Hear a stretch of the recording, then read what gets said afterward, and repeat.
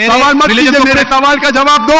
मैं दुनिया का सबसे बड़ा चोर हूं, करोड़ों रुपए चोरी करता हूं। आप एक रैशनल पॉइंट बताओ कि मैं गलत हूं और चोरी छोड़ दूंगा। लोग को तकलीफ होती गई बाहर में, मुझे तो तकलीफ नहीं हो रही है। अब बताएंगे भी तो उसका बोलेंगे पुलिस पकड़ेगी, पुलिस मेरे खीसे में। ये मेरी सोसाइटी से मुनासबत रखता है, लेकिन आपने मेरे सवाल का जवाब नहीं दिया सर। ये डिबेटिंग सेशन नहीं है, समझे आप? जी, अपना नाम, पेशा और मुख्तसर क्वेश्चन पेश करें।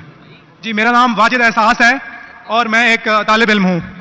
डॉक्टर साहब से मेरा यह सवाल है कि मैं पिछले 4 साल से रिलीजन को प्रैक्टिस नहीं कर रहा। मैं एक रिलीजियस पर्सन हूँ और मेरे तमाम मामलात अच्छे चल रहे हैं। यानी मैं एक तालिब इल्म के तौर पर एक अच्छा तालिब इल्म भी हूँ, एक बेटे के तौर पर एक अच्छा बेटा भी हूँ। दोस्तों के में जो मेरा एक मुआशरे में किरदार है या दोस्तों में है वो भी बहुत अच्छा है, और मेरे तमाम मामलात भी ठीक हैं। मैं किसी से कुछ लेता हूँ तो वक्त पर वापस करता हूँ। जब मेरे मामलात ठीक हैं तो मुझे क्यों मजहबी होना चाहिए? एक ये, और ये है कि मुझे एथीस्ट होने का या रिलीजियस पर्सन होने का क्या नुकसान है जो एक रिलीजियस पर्सन को नहीं है और उसको फायदा है? ये मेरा क्वेश्चन है जाकिर साहब से। और मैं ये कहूंगा कि वो कोई मेटाफिजिकल आंसर ना दें, ऐसा कोई रैशनल आंसर दें जिसका अकल से और जिसकी अप्रोच रैशनल हो। Thank you very much. आपका नाम क्या है? वाजिद एहसास। वाजिद एहसास, आप मुसलमान है? I am not practising religion sir. हाँ, आप मुसलमान खानदान में पैदा हुए लेकिन इस्लाम पे अमल नहीं करते, बराबर? Yes sir, yes. अपने भाई साहब वाजिद मुसलमान खानदान में पैदा हुए, 4 साल से दीन पे अमल नहीं करते, कहते हूं कि मैं तालिब इल्म हूं और मेरे मामलात बहुत अच्छे, मैं अच्छे काम करता हूं, कुछ लेता हूं तो टाइम पे वापस दे देता हूं और बहुत खुश है, तो क्यों उसे दीन पे अमल करना चाहिए? अच्छा सवाल है भाई साहब। ऐसे तो बहुत से शख्स है जो बोलते मैं बहुत अच्छा हूं, कई शख्स है। अच्छा होना किसके मयार से? आपके मयार से। हमें अच्छा होना चाहिए खालिक के मयार से। खालिक का मयार क्या है? अच्छा होना वो जो ईमान रखता है, अमल सालिहात करता है। वतवासौ बिल हक वतवासौ बिस सब्र। भाई साहब का सवाल है, लॉजिकल जवाब दो, लॉजिकल जवाब दो कि मैं 4 साल से दीन पे अमल नहीं कर रहा हूं, बहुत खुश हूं, जो चीज लेता हूं टाइम पे वापस करता हूं, तो आप साबित करो कि क्यों मुझे दीन पे अमल करना चाहिए। जो आप बोल रहे आप बहुत खुश है, वो मेरी खुशी के लिए काफी नहीं है। मैं जानना चाहता हूं कि कितने लोग को आपने सही रास्ते पे लेके आया आपके 4 साल में? कितने लोग आपको मानते? बोलिए मुझे। वाजिद भाई किधर है? वाजिद भाई। जी जी सर। हाँ, कितने लोग आपको मानते 4 साल में? 5,000 10,000 कितने लोग मानने लगे आपको? सर मुझे इससे कोई फर्क नहीं पड़ता, ना मेरी पर्सनल लाइफ पर, ना मेरी जो है एक इज्तिमाई जो मेरी जिंदगी है मुआशरे में, कि मेरे ऊपर कितने लोग मानते हैं या मुझे कितने लोग अच्छा समझते हैं। यह है कि जो एक ज़ाब्ता सेट किया हुआ है सोसाइटी की जानिब से, और एक अकल के जो तकाजे हैं, यानी एक अकलियत का तकाजा है कि मेरा मुआशरे में एक अच्छे इंसान का कैसे रोल हो सकता है, और या मेरा इंडिविजुअल का एक मुआशरे में अच्छा रोल कैसे हो सकता है, तो उस तरह मेरा एक अच्छा रोल है। मैं आपसे यह कहता हूं कि कोई एक ऐसा रैशनल कोई अप्रोच हो, रैशनल एविडेंस हो, रैशनल आंसर हो जिसकी वजह से मुझे रिलीजन को प्रैक्टिस करना चाहिए, जो मैं नहीं कर रहा। आप जो बोल रहे अकलियत के हिसाब से, अकलियत जो इंसान समझती है हमेशा सही नहीं होता। आपको पता है पहले दुनिया लोग समझते चपटी है, सैकड़ों साल हजारों साल पहले लोग समझते थे दुनिया चपटी है। जी सर, बिल्कुल ये है कि एवोल्यूशन हो रही है। भाई साहब अभी आपका सवाल खत्म हो गया, मेरा जवाब सुनिए आप। जी जी जी। ये डिबेटिंग सेशन नहीं है, समझे आप? ये रैशनल आप समझते नहीं। जब सिंपल समझ नहीं सकते आप बोलते आप बहुत एकदम क्या बोलते कंटेंट है। आप इतना नहीं समझ सकते क्या कंटेंट है? आपको सवाल देने का मौका दिया गया है, अभी मेरा जवाब सुनिए। हर इंसान अपने दिमाग से समझता है वो सही है। वो चोर भी अपने दिमाग से सही है समझता है। वो चोर जो चोरी करता है, जो चोर चोरी करता है, वो अपने दिमाग से सही समझता है। आप मुझे एक पॉइंट बताओ। एक चोर है, मान लो मैं चोर हूं, मैं चोरी करता हूं, करोड़ों रुपए लोग की चोरी करता हूं। आप एक रैशनल पॉइंट बताओ कि मैं गलत हूं और मैं चोरी छोड़ दूंगा। एक। चलो भाई साहब वाजिद भाई जवाब दो। मैं दुनिया का सबसे बड़ा चोर हूं, करोड़ों रुपए चोरी करता हूं। आप एक रैशनल पॉइंट बताओ कि मैं गलत हूं और चोरी छोड़ दूंगा। जी सर, उसकी वजह यह है कि आप अगर चोर हैं और चोरी करते हैं तो आप गलत इसलिए हैं कि आपके अमल से लोगों की जिंदगियों पर जो है मंफी असरात पड़ रहे हैं। मुझे क्या फर्क पड़ता है लोग क्या समझते हैं? मैं तो खुश हूं ना, चोरी करके रोज रोज खरीदता हूं। मुझे क्या, आपको जब मेरे की जरूरत, आप थोड़ी देर पहले पूछे, मुझे फर्क नहीं पड़ता लोग क्या मेरे में, मैं खुश हूं। उसी तरीके से आप लॉजिक पे बात करो, लोग क्या सोचते बात मत करो। मैं तो ये पूछता हूं आप मुझे मंतिक से, लॉजिक से एक पॉइंट बताओ कि मैं गलत हूं और चोरी छोड़ दूंगा। ये मत बताओ लोग को तकलीफ होती, मुझे क्या फर्क पड़ता है? मुझे तो अच्छा है ना, मैं चोरी खरीदता हूं, रोज रॉय खरीदता हूं, बंगला खरीदता हूं, क्या गलत है? लोग को तकलीफ होती, मुझे क्या फायदा? मुझे क्या नुकसान उससे? आपको नुकसान है। आप ये बताओ मेरा नुकसान क्या है? एक, दो ने। सर आप ये मुझसे मेरे ख्याल में पूछ रहे हैं कि आप खुश हैं, लेकिन मैं आपसे ये सवाल करता हूं कि मेरे सवाल मत religion कीजिए, को- मेरे सवाल का जवाब दो। मेरा सर यही सवाल है। एक लॉजिकल पॉइंट बोलो साबित करने के लिए। मैं दुनिया का सबसे बड़ा चोर हूं, करोड़ों अरबों रुपए चोरी करता हूं, मैं बहुत खुश हूं। लोग को तकलीफ होती गई बाहर में, मुझे तो तकलीफ नहीं हो रही है। इसको बोलते सेल्फ सेंटर्ड। इससे आपने क्या बोले, मैं खुश हूं, मुझे दुनिया की फिक्र नहीं। उसी तरीके से मैं खुश हूं, तो आप क्या बोलेंगे मैं अच्छा इंसान हूं? आपकी लॉजिक किधर गई? एक चीज बताओ, एक दो नहीं, सिर्फ एक। सर मेरे अमल से, मेरे रिलीजियस होने से आपके मुझे अमल गलत की असर बात नहीं कर रहा हूं मैं, मेरी चीज की बात कर रहा हूं भाई साहब। आप अगर जवाब नहीं दे सकते तो बोलो, मैं जवाब नहीं दे सकता हूं। आप मुझे एक चीज लॉजिकल बताओ जो मेरे लिए नुकसानदार है। अच्छी बात है, मैं चोरी कर रहा हूं, मुझे दुनिया की फिक्र नहीं, मुझे मेरी अपनी फिक्र है। एक लॉजिकल बताओ। आप 4 साल से कर रहे हैं, मैं 10 साल से कर रहा हूं। आप तो आपकी हालत देख के मुझे अफसोस हो रहा है। मेरी हालत तो बहुत अच्छी है भाई, मेरे पास अरबों रुपए का घर है, अरबों रुपए की गाड़ी है मेरे पास, नौकर चाकर है। आप तो सिर्फ तालिबे इल्म है भाई, कौन अच्छा आप या मैं? इसीलिए लॉजिक, आप ऐसा बोले क्या मुझे दुनिया की फिक्र नहीं, तो मैं आपसे अच्छा ना? अगर दुनिया की फिक्र है और मंतिक से सोचो जो जवाब है, नहीं मुझे बाकी लोग की फिक्र है, मैं खुश हूं, तो हर गलत आदमी बोलेगा मैं खुश हूं, आपके पास जवाब ही नहीं देगा जैसे आप बोल रहे। मंतिक से सोचे तो मेरे कई तकरीर है। मंतिक से सोचे तो आदमी खुश कौन है? लोग को अभी आपके जवाब पे आता हूं मैं। आपने जो डायलॉग मारे ना, मुझे लोग की फिक्र नहीं, उसमें तो फंस गया। एक बता नहीं सके मुझे, एक, और बताएंगे भी तो उसका आप बोलेंगे पुलिस पकड़ेंगी, पुलिस मेरे खीसे में, मैं सबसे बड़ा माफिया है, पुनः अटैक करेगा, मेरे पास पीछे पे बॉडीगार्ड है। मेरी पूरी तकरीर है इसके ऊपर। अभी मैं आता हूं आपके सवाल पे। लोग अक्सर समझते हैं कि पैसे से अमन मिलता है। आपको पता है कि जितने दुनिया में टॉप 10 रिचेस्ट मैन हैं, 10 में से 8 का तलाक हो चुका है। टॉप 5 में सबका तलाक। कई रिच मैन के बच्चे लोग ने कंप्लेन किया अपने वालिद के बारे में, क्या हैप्पीनेस, क्या हैप्पीनेस। इलॉन मस्क नंबर 1, उसका तलाक। जेफ बिजोस, उसका तलाक। बिल गेट्स, उसका तलाक। Richest man, $100 billion, $150 billion, $200 billion. क्या फायदा? आपको लगता है हमारे दिमाग में गलत फहमी खुश है, इन लोग बिल्कुल खुश नहीं है। वो जो इंसान गांव के अंदर सुकून की नींद सोता है, वो उनसे ज्यादा खुश है। और ये दुनिया, आपने मेरी तकरीर शायद सुनी ही नहीं। अगर सुनी होती तो ये बात ही नहीं बोलते थे आप। मेरे तकरीर में मैंने कहा हूं कि ये दुनिया हमारे लिए इम्तिहान है आखिरत के लिए। आप जब आखिरत में मानते ही नहीं तो आपको क्या पता?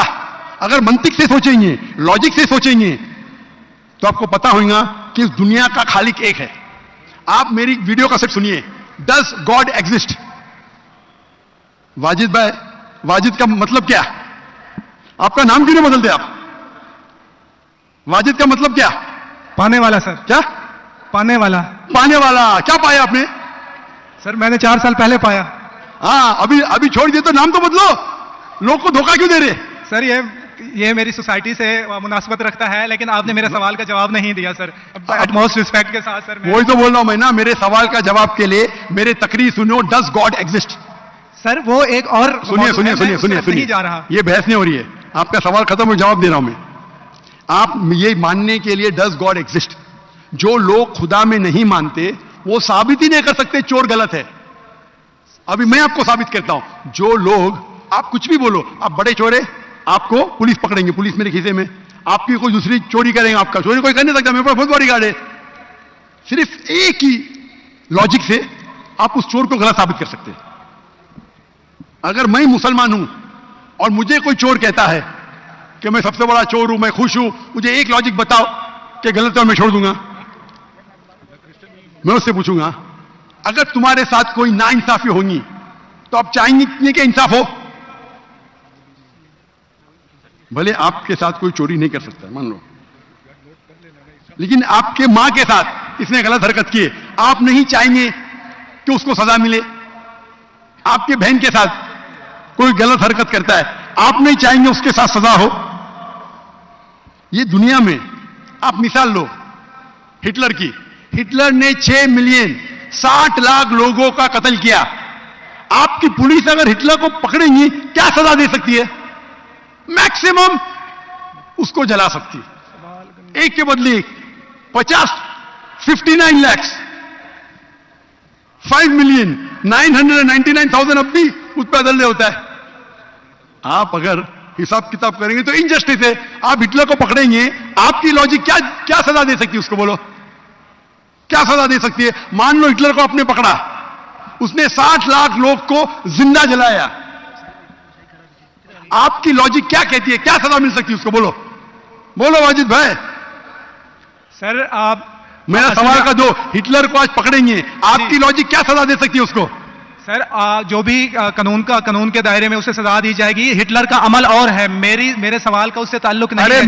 मेरे सवाल का जवाब देंगे तो आपको मालूम पड़ जाएगा। मेरा सवाल यह है, आप लॉजिक आदमी है ना, अगर हिटलर को पकड़ेंगे तो उसको सजा मिलना चाहिए ना दुनिया में?